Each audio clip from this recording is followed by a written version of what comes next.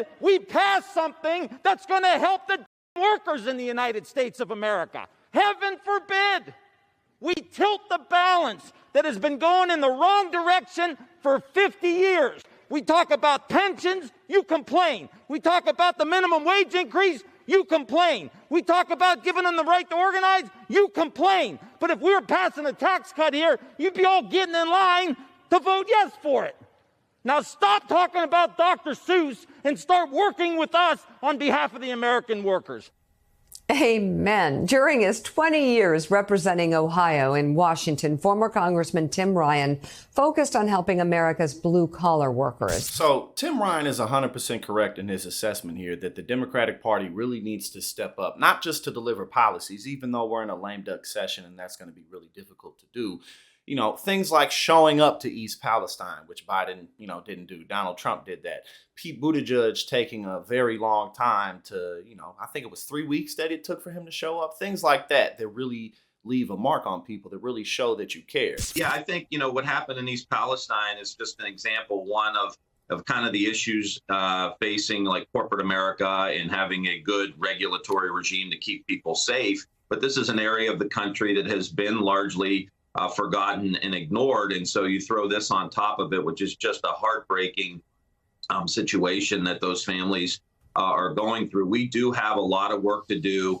I don't quite frankly think that either party has done a great job messaging wise of really getting into these communities. And so they default into the culture wars. And that's why I've always said we've got to continue to have this robust economic agenda talking about blue collar workers. The Biden administration is going to have to take advantage of every single opportunity to show the working class that the next administration is going to do more than this administration did. Now, that's going to be difficult again because the Senate and the House aren't both controlled by the Democratic Party.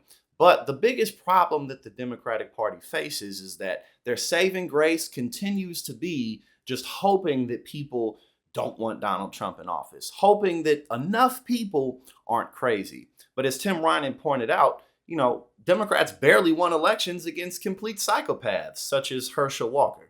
If we don't, we will not have a strong, robust national party. Yeah, did we win elections? Yes, we did.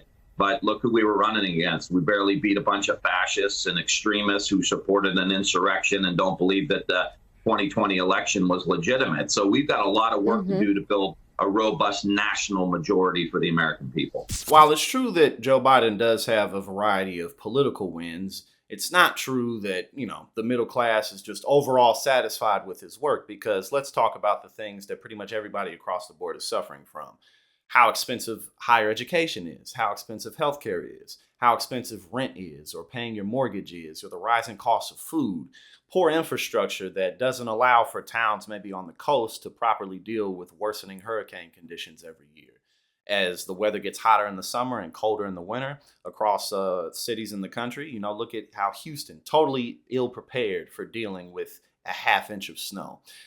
Things like this that really need to be addressed that impact pretty much everybody across the board are things that are continuing to go unmet. The drug war is still raging strong. Even though we're legalizing cannabis across the nation, it's still not federally legal. There's still so many issues that people are waiting to see addressed. So, just nitpicking around the edges, it's not good enough for people. I think this focus on blue collar workers that you mentioned with Third Way and some of these other issues that I'm trying to address now, kind of post Congress, is really how do we put those workers front and center? And I think you're absolutely right.